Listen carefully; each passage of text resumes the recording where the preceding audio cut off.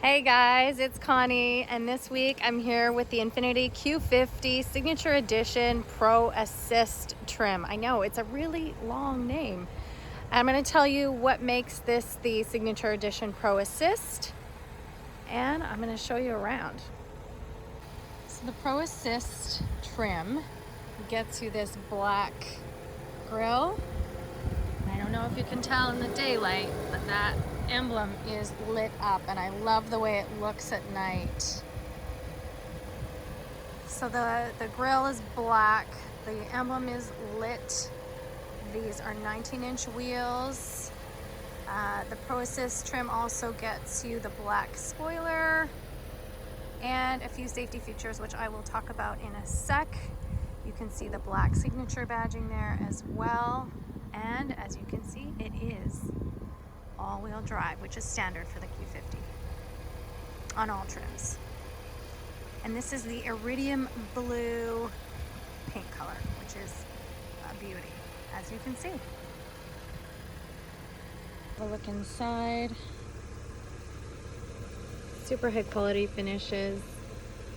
And I love that they've carried through this beautiful interior color onto the doors and onto the floors, and even the seat belts. I like that. All right. So a nice firm leather wrap steering wheel with the contrast stitching, which I always like. I know I always point that out, don't I? Clear gauges. They are customizable, but not a ton. I wish I could have figured out how to get that to be a fully digital speedometer. As you can see, 2 screens, which I find somewhat dated. I prefer one big screen. It does have Apple CarPlay and Android Auto compatibility. And I found it interesting that, oh, there's my mask and hand sanitizer. They've got a USB and a USB-C in here. I haven't seen that on a lot of brands besides Mercedes so far. As you can see, again, super high-end finishes, which I love.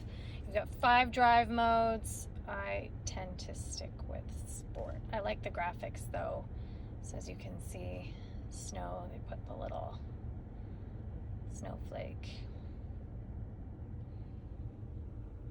Oh, and the extendable thigh extenders support. And the front 2 seats have adjustable lumbar and side support as well. It's electronic. I do like the feel of the gear shift knob. It's a nice quality leather, nice and sturdy. You've got a little storage compartment here with a 12-volt, and it closes. So you've got that, heated seats, CD player. Again, I find that a little bit dated for 2020. Of course, navigation, dual climate control. And what am I missing? Little sunroof. And of course, a big, beautiful back seat, which I'll show you right now. Yes, you might be thinking, wow, those floors are light colored and they're gonna get dirty. Yes, I agree, but they sure are pretty. And you've got your center console with 2 cup holders.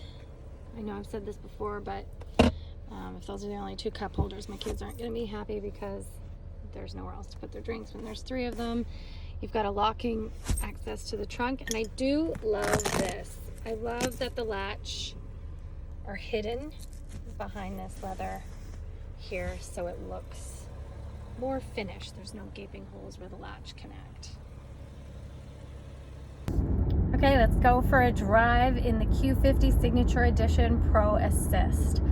I did have a look at the US website to see if the trims are the same in the US with the same names, and they are not. So I can't give you a direct comparison. I do think this is the equivalent to about the Sport model in the US. This is not the big motor. This is not the 400 horsepower Red Sport. This is a 3-liter twin turbo V6 putting out 300 horsepower and 295 pound-feet of torque. in sport mode, it is a real joy to drive. Well, I mean, it's in any mode, it's a joy to drive, but I have been really impressed at the get up and go. And there's no lag there. I mean, if you're passing or merging, no worries at all. And I'm gonna take you up a street where I can hopefully get you to hear it. I mean, it's nothing too exciting, but it's still a really fun drive. And this Infiniti Q50 gives you more power per dollar versus its competitors, the Lexus IS and the the Acura TLX. So you're getting more power for your money. And it has, what else was I going to mention? Oh yeah, 10.8 liters per 100 kilometers. I would say that's about what I've been getting, and that equals about 22 miles per gallon. And price point. Okay, so it starts at around $36.5 US for the base Q50 and 44,000 Canadian. This one, the Signature Edition Pro Assist, is 50,745. Sorry, 50,745. So I'm going to turn up here. Stop talking so you guys can maybe hear it, feel it.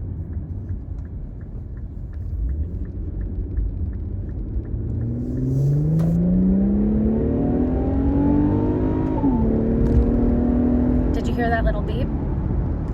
So one of the things I found funny, and it took me a few days to figure out what that little beep was. That beep was when I hit the speed limit.